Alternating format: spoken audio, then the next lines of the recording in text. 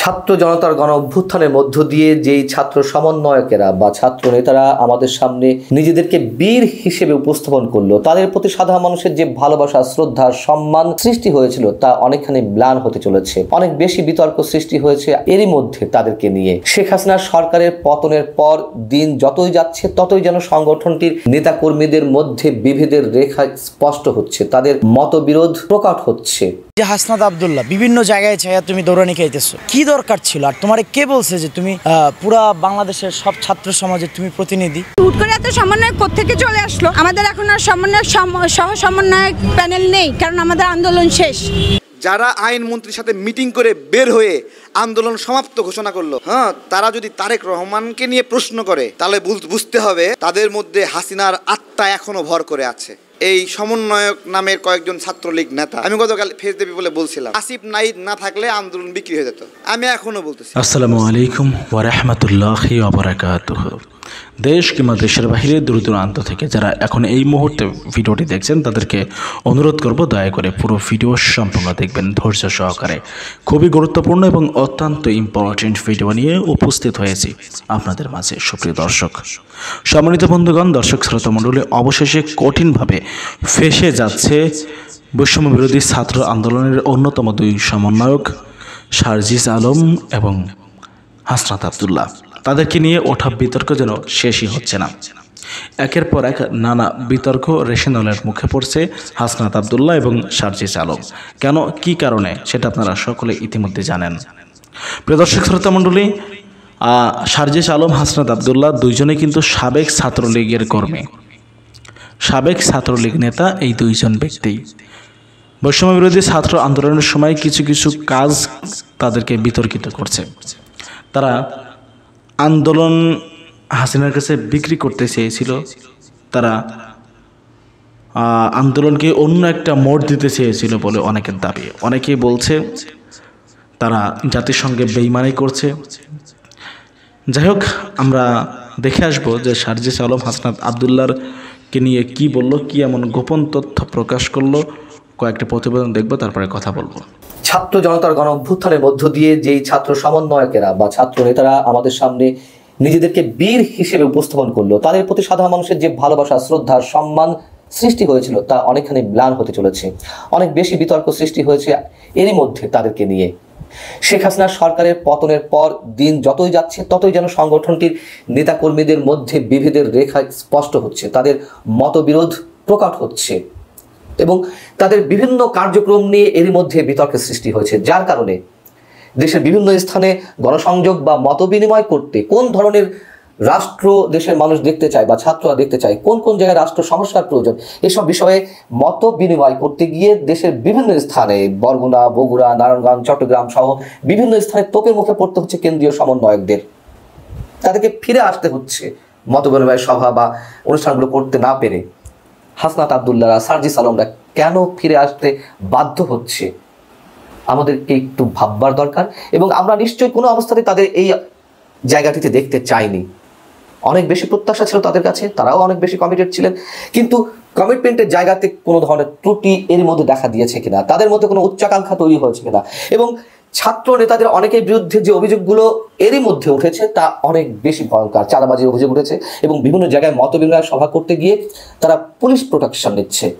Police প্রহরায় কেন তাদেরকে মত বিনিময় সভা করতে হবে, সেই প্রশ্নই খুব গুরুত্বের সঙ্গে উঠেছে। যদিও অন্যতম সমন্বয়ক হাসনাত আব্দুল্লাহ বলেছে যে আমরা এই সব বিষয়ে কিছু জানি না, আমরা এই ধরনের কোনো সহযোগিতা পুলিশের পক্ষ থেকে বা প্রশাসনের কাছ থেকে চাইনি।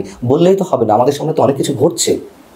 এবং তারা যে রাজনৈতিক দল গঠন করতে চেয়েছিল, সেই রাজনৈতিক দল গঠন করা নিয়েও এক ধরনের মতবিরোধ তৈরি শুরু থেকেই ছিল। কেউ বলছেন যে না, আমাদের যে কাজটি ছিল, আমরা একটা ফ্যাসিস্ট সরকারের পতন চেয়েছিলাম, প্রথমে কোটা সংস্কারের দাবি, তার মধ্য দিয়ে নানান ঘটনা অঘটনের মধ্য দিয়ে যে অভ্যুত্থান, সেই অভ্যুত্থানে যেহেতু শেখ হাসিনা সরকারের পতন ঘটেছে, আমরা আমাদের মূল কাজে ফিরে যেতে হবে, পড়াশোনার টেবিলে ফিরে যেতে হবে। আবার কেউ কেউ বলছে যে না, আমরা রাজনৈতিক দল গঠন করতে চাই। বেশ ভালো কথা, রাজনৈতিক দল গঠন করতে কোনো সমস্যা নয়, রাজনৈতিক দল গঠন করা প্রত্যেকেরই অধিকার রয়েছে। কিন্তু এর মধ্যে আমরা জানতে পেরেছি গত 1 থেকে 1.5 সপ্তাহ আগে যে জাতীয় নাগরিক কমিটি গঠন করা হলো ছাত্র নেতাদের সমন্বয়ে, সেটা নাকি সবার মতৈক্যের ভিত্তিতে গড়ে ওঠেনি, ছাত্র সমন্বয়কদের একাংশের নেতৃত্বে এই জাতীয় নাগরিক কমিটি গঠিত হয়েছে। এবং এই যে বলছিলাম উচ্চাকাঙ্ক্ষা কিংবা এক ধরনের অহংবোধ তাদের মধ্যে তৈরি হয়েছে কিনা, এই বিষয়গুলো এখন অনেক বেশি আলোচিত হচ্ছে। ছাত্র জনতার অভ্যুত্থানে নিশ্চয়ই শুধু ছাত্রদের অংশগ্রহণ ছিল না, সেখানে জনতারও অংশগ্রহণ ছিল। এবং তারা যদি মনে করে এবং তাদের কথাবার্তায় সেটি প্রকাশ পাচ্ছে যে এই যে গণ অভ্যুত্থান ইতিহাস সৃষ্টিকারী একটি ঘটনা, তার কৃতিত্ব শুধু তারাই নিতে চাইছে, তারা ছাড়া আর কেউ কথা বলবে না, এমন একটা ভাব। কাকে পুনর্বাসন করতে হবে, কাকে পুনর্বাসন করা যাবে না, রাষ্ট্র সংস্কারের আগে কোনো নির্বাচন নয় কিংবা নির্বাচন কখন, এই ধরনের কথা এমন টোনে তারা বলছে যেন মনে হচ্ছে তারা ছাড়া এদেশের রাজনীতিতে আর কোনো স্টেক হোল্ডার নেই। গণ অভ্যুত্থানের পিছনে তো শুধু ছাত্র নেতৃত্বই ছিল না, এটা তো খুব স্বাভাবিক কথা। জুলাইতে যে পুরো সংস্কার আন্দোলনের সৃষ্টি হলো, সেখান থেকে 1-1.5 মাসের মধ্যে এরকম একটি ভয়ঙ্কর স্বৈরাচারী সরকারের পতন ঘটানো সম্ভব শুধুমাত্র ছাত্রদের মাধ্যমে তা তো নয়, সেখানে লাখো কোটি জনতার অংশগ্রহণ ছিল, রাজনৈতিক দলগুলো অংশগ্রহণ ছিল। এবং এই যে প্লটটি নির্মাণ হয়েছিল সেটা তো 15 বছরের দুঃশাসনে আওয়ামী লীগের বিভিন্ন রাজনৈতিক দল, বিভিন্ন স্টেক হোল্ডার, সামাজিক সংগঠন সহ প্রত্যেকের প্রতিবাদের মধ্য দিয়ে একটু একটু করে গড়ে উঠেছে।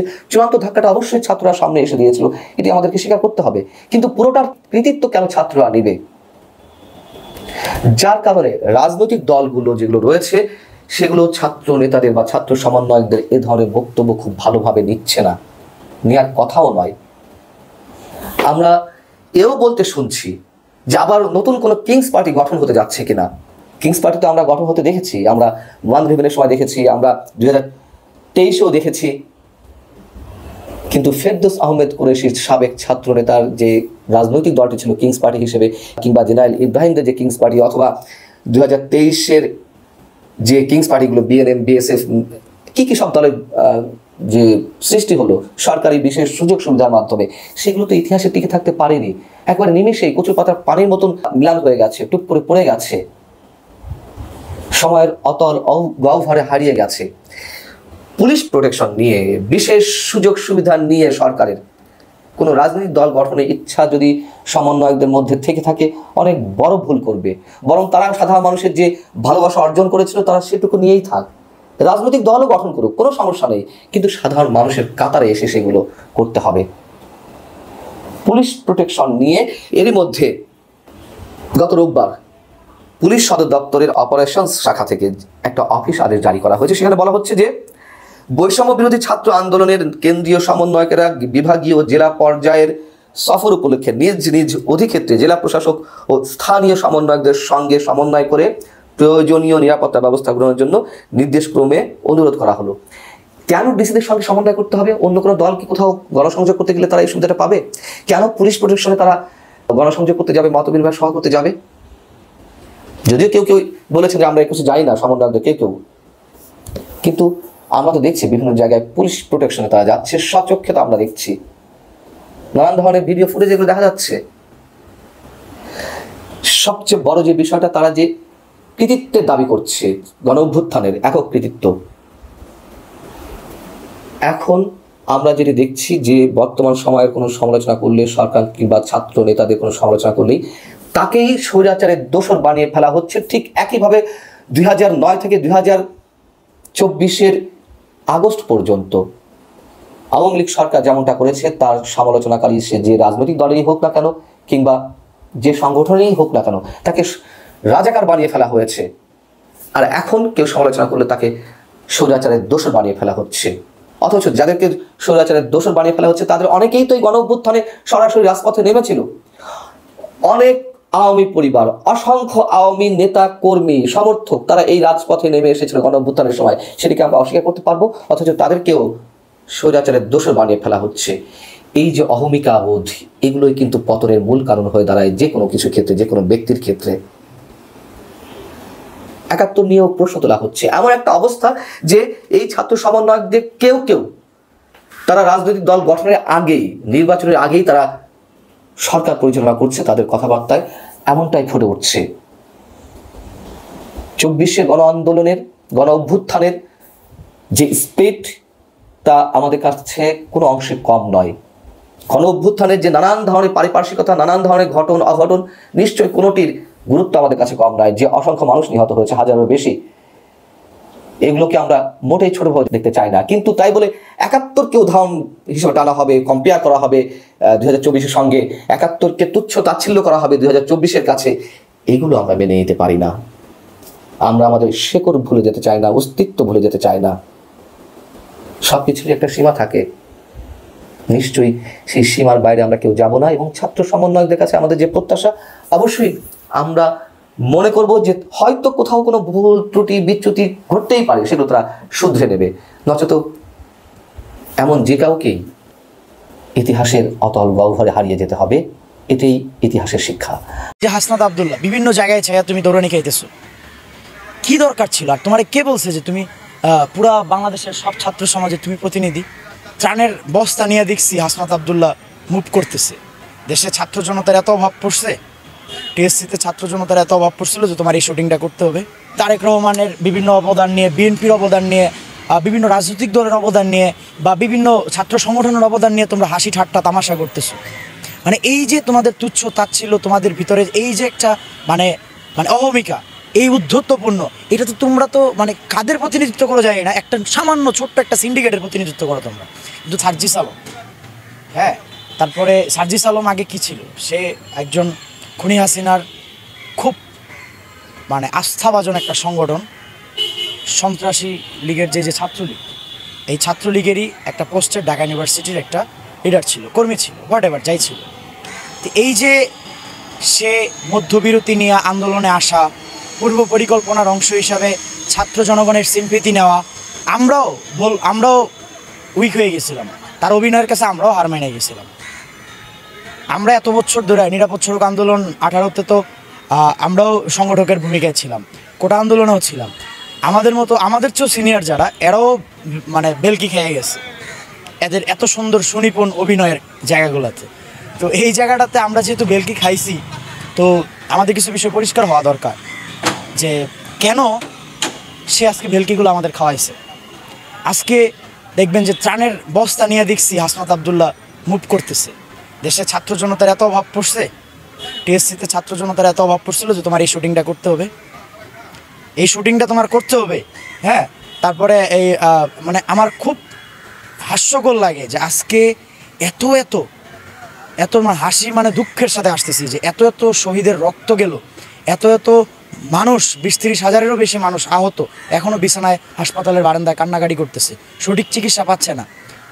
তোমরা এখনো পর্যন্ত এদের সুচিকিৎসার ব্যবস্থা না করে আহত নিহতর প্রত্যেকটা পরিবারের কাছ পর্যন্ত না যাইয়া তোমরা বিভিন্ন জায়গায় সমাবেশ করার জন্য যাচ্ছ।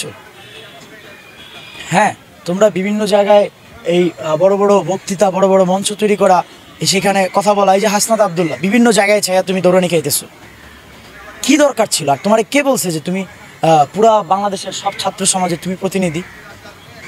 তুমি ঢাকা বিশ্ববিদ্যালয়ের ছাত্র, এই একটা সংগঠনের, ঢাকা বিশ্ববিদ্যালয় কেন্দ্রিক একটা সংগঠনের তুমি প্রতিনিধি হইতে পারো, তাও কতিপয় স্টুডেন্টের। হোল ঢাকা ইউনিভার্সিটির স্টুডেন্ট তোমাদের সাথে নাই। যদি থাকতো তাহলে সেটা আলাদা জিনিস, কারণ ঢাকা বিশ্ববিদ্যালয়ের সকল শিক্ষার্থী এতটা মেধাশূন্য হয়ে যায় নাই, এতটা আবেগপূর্ণ, এতটা পাগল হয়ে যায় নাই যে ছাত্রলীগের পেতাত্তা যাদের উপর ভর করছে। হ্যাঁ, কি উদ্ধত্তপূর্ণ কথাবার্তা! এই তারেক রহমানের বিভিন্ন অবদান নিয়ে, বিএনপির অবদান নিয়ে, বিভিন্ন রাজনৈতিক দলের অবদান নিয়ে বা বিভিন্ন ছাত্র সংগঠনের অবদান নিয়ে তোমরা হাসি ঠাট্টা তামাশা করতেছো।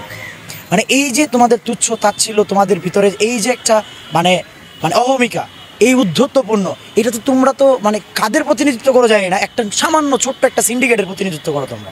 কিন্তু তোমরা পুরো ছাত্র সমাজের বিপদে ফেলাইতেছো। বিভিন্ন ছাত্র সংগঠক যারা পাড়া মহল্লায়, টেকনাফ থেকে তেঁতুলিয়া, রূপসা থেকে বাতুলিয়া পর্যন্ত বিভিন্ন জায়গায় যারা আজকে সংগঠিত করছে আন্দোলন, তাদেরকে তোমরা বিপদে ফেলাইতেছো এই ধরনের উদ্ধত্তপূর্ণ কথা বলে। সো এই জায়গাগুলো থেকে মানে আমি জানি না যে ওই যে বললাম যে ছাত্রলীগ, আওয়ামী লীগ, হ্যাঁ, এবং শেখ হাসিনার, খুনি হাসিনার পেতাত্তা তোমাদের উপর ভর করে আছে। এই জায়গাটায় তোমাদের এখনও সুযোগ আছে, শুধরাও, নাহলে কোথায় যাইবা যাও, কিন্তু ছাত্রদের, সকল ছাত্রদের জিম্মাদারি তুমি নিও না, ছাত্র জনতার জিম্মাদারি নিও না। কোটা আন্দোলন ছিল একটা জিনিস, আর স্বৈরাচার হটানো ছিল আরেকটা জিনিস। ওই আন্দোলনটারে এটার সাথে মিক্স করো না। তার মানে এই আন্দোলনকে দমনের জন্য হাজার হাজার বিএনপি নেতাকর্মীদেরকে গ্রেপ্তার করছে।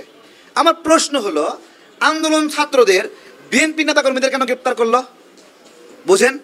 তার মানে শেখ হাসিনা বুঝে গেছে ছাত্ররা আন্দোলনের সামনে থাকলেও এই আন্দোলন চালাচ্ছে হলো বিএনপি, তাই না? আমার কথা, যদি ছাত্ররা শুধুমাত্র আন্দোলন করে তাহলে আমির খসরু ভাইকে গ্রেপ্তার করলো কেন, তাই না? রিজভী ভাইকে কেন গ্রেপ্তার করলো? শিমুল বিশ্বাস ভাইকে কেন গ্রেপ্তার করলো? এহসানুল হুদা ভাইকে কেন গ্রেপ্তার করলো? আমি তো একটা ছোট রাজনৈতিক কর্মী, আমাকে কেন গ্রেপ্তার করলো? আমাকে গ্রেপ্তার করার কারণ কি? এই আন্দোলনে কি কারণ? শেখ হাসিনা তার মানে আমাকে হুমকি মনে করতেছে? শেখ হাসিনার গোয়েন্দা সংস্থা এমন একটা কিছু খুঁজে পাইছে যে এই আন্দোলনে আমি কোনো একটা মেকানিজম করতেছি, তাই না? এই আন্দোলনে আমির খসরু ভাই একটা মেকানিজম করতেছে। সালাউদ্দিন টুকু ভাইরা কেন গ্রেপ্তার করলো? তার মানে উনি কোনো একটা মেকানিজম করতেছে। মেকানিজম কি? আন্দোলন নিয়ন্ত্রণ করতেছে। তাই তো ওই 6 ছাত্র নেতাকে গ্রেপ্তার না করে আমাদেরকে গ্রেপ্তার করছে। যে আন্দোলন তারা চালাচ্ছে না, আন্দোলন চালাচ্ছে কারা? এই যে এরা যাদেরকে গোয়েন্দা রিপোর্টে পাওয়া গেছে 13টা অঞ্চলে এই আন্দোলন বিভক্ত ছিল। বলতে পারবে কোন কোন কোন অঞ্চল মিলে 13 অঞ্চল? কেউ বলতে পারবে? এটা কি আমার কথা? এইটা আমার কথা? এই 13 অঞ্চল আমিও জানতাম না। এটা গোয়েন্দা সংস্থাগুলো জিজ্ঞাসাবাদের সময় আমাকে বলছে, আমাকে জিজ্ঞেস করছে 13টা অঞ্চল কোনটা কোনটা। তখন আমি 7টা 8টা অঞ্চল আমি ইনভলভ ছিলাম। আমি বলতে পারছি 7টা 8টা অঞ্চল। আমাকে বারবার মাথাচ্ছে, বল কোন কোন 13 অঞ্চল তোদের আন্দোলনের এরিয়া। বুঝতে পারছেন? তাহলে এই 13 অঞ্চল ভাগ করলো কে? আপনাদের প্রশ্ন। আমাকে তো 6 7টা 8টা অঞ্চলের মানে দায়িত্ব দিয়েছে, কাজ করছি আমরা সেখানে। তাহলে এই যে জায়গাগুলো বুঝতে পারছে না, যারা আইনমন্ত্রীর সাথে মিটিং করে বের হয়ে আন্দোলন সমাপ্ত ঘোষণা করলো, হ্যাঁ, তারা যদি তারেক রহমানকে নিয়ে প্রশ্ন করে তাহলে বুঝতে হবে তাদের মধ্যে হাসিনার আত্মা এখনো ভর করে আছে, এখনো ভর করে আছে। এরা অনেকেই ছাত্রলীগের নেতা ছিল, কর্মী ছিল। রাতারাতি ছাত্রলীগের আত্মা ভিতর থেকে বের হয়ে গেছে, নাকি ওই আত্মা অবস্থান করার কারণে তারেক রহমানকে অসম্মান করার জন্য তাদের খায়েশ জাগে? বলেন, তাই নয়? একটা প্রশ্ন করছি আজকে। প্রশ্নটা হলো যে 16 তারিখের পরে অনেক ছাত্র সমন্বয়ক এমনভাবে গা ঢাকা দিছে, একবারে ফেসবুক আইডি খুলছে 3 তারিখে, এর মাঝখানে কোনো পোস্ট করেনি। আর কিছু 19 তারিখে বন্ধ করছে, খুলছে একবারে 3 তারিখে।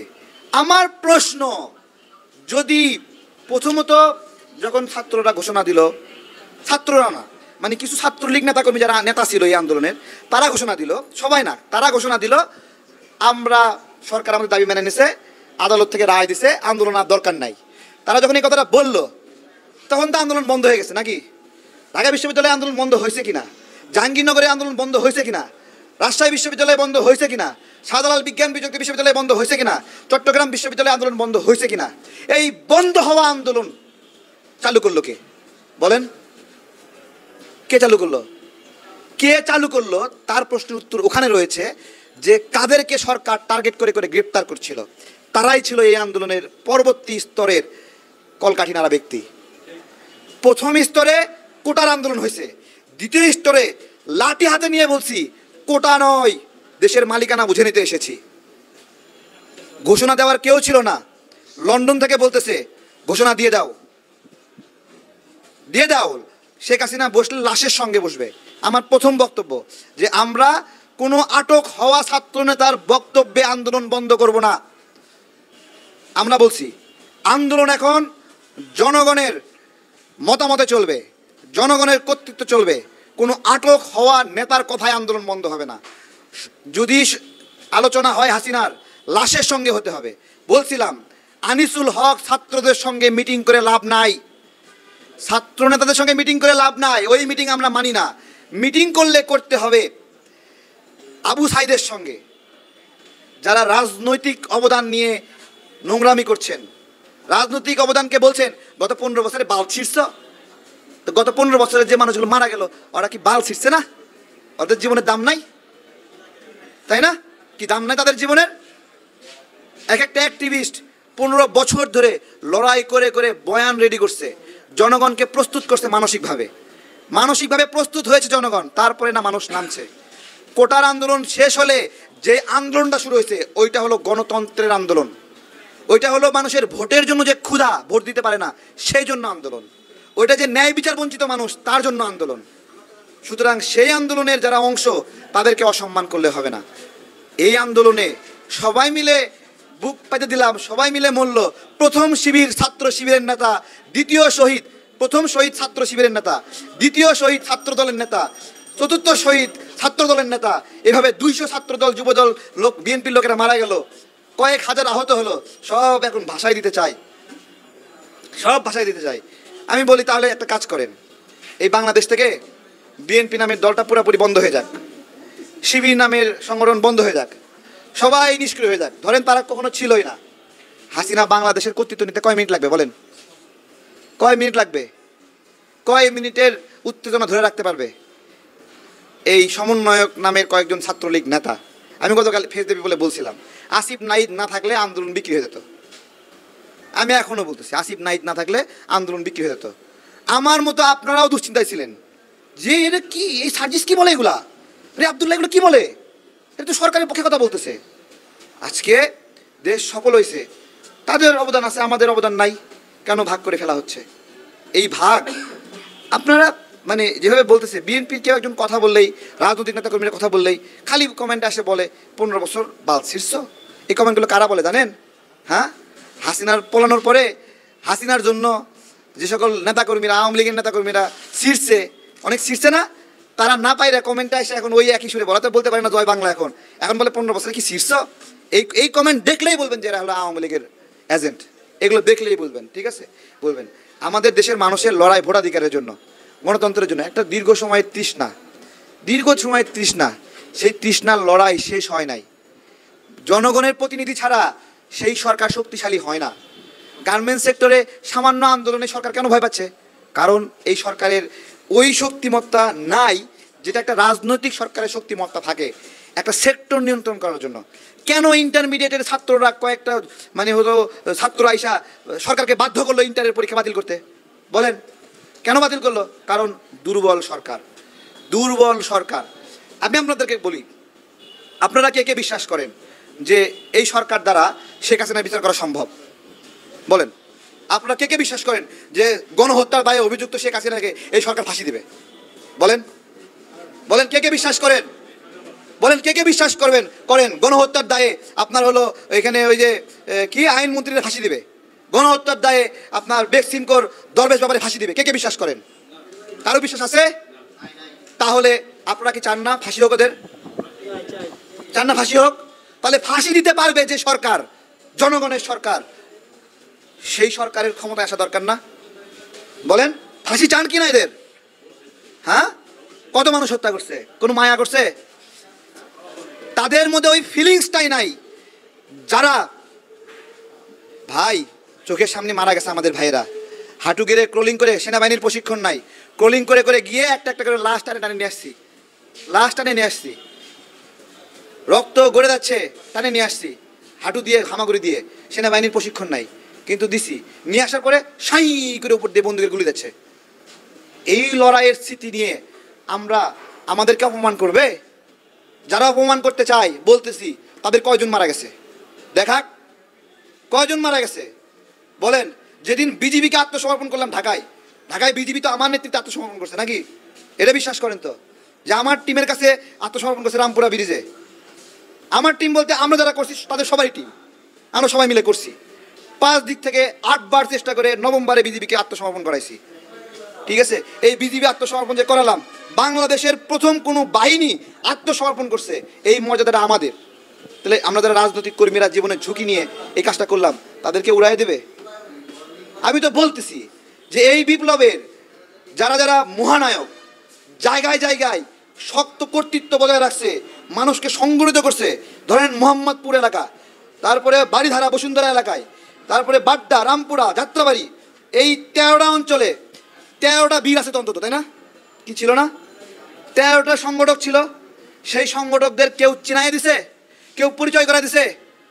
তাদেরকে যেদিন শপথ গ্রহণ করলো, সেই শপথ গ্রহণের অনুষ্ঠানের দিনে সেই 13টা অঞ্চলের বা 10টা অঞ্চলে বা 5টা অঞ্চলে যারা আন্দোলনকে সুসংগঠিত করে হাসিনাকে পতন ঘটালো, সেই মানুষগুলোর গোয়েন্দা রিপোর্ট সরকারের কাছে ছিল না? হুট করে এত সমন্বয়ক কোত্থেকে চলে আসলো? আমাদের এখন আর সহ সমন্বয়ক প্যানেল নেই, কারণ আমাদের আন্দোলন শেষ। হুট করে এত সমন্বয়ক কোত্থেকে চলে আসলো?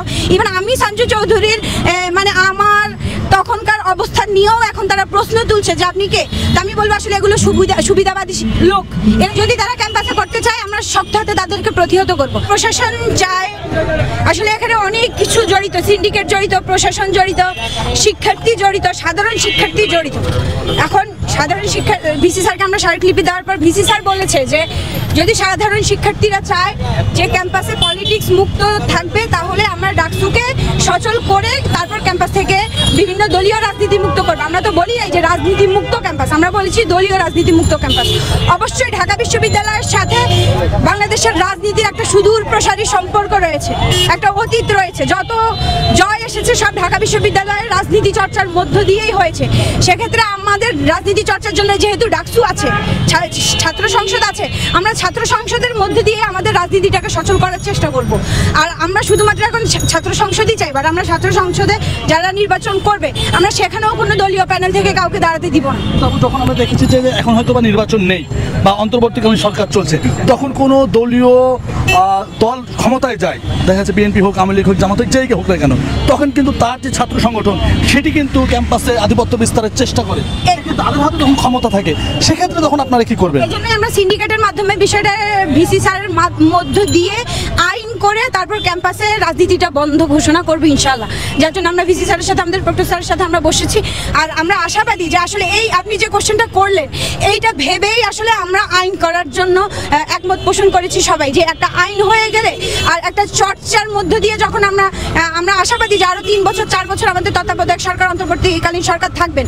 তাই 4 বছর যদি আমরা সুষ্ঠুভাবে আমাদের ডাকসুটাকে সচল করতে পারি, একটা নিয়মতান্ত্রিক রাজনৈতিক চর্চা করতে পারি, তাহলে আমরা আশাবাদী যে দলীয়ভাবে ক্যাম্পাসে আর কখনোই রাজনীতি আসবে না।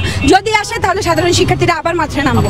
একটু বলতে চাই, সেটি হচ্ছে আমরা দেখেছি যে কেন্দ্রীয় যারা সমন্বয়ক আছেন সার্জিস বা হাসনাত আব্দুল্লাহ, এরা রাজনৈতিক দল গঠনের জন্য তারা বিভিন্ন জেলা উপজেলাতে ভ্রমণ করছেন।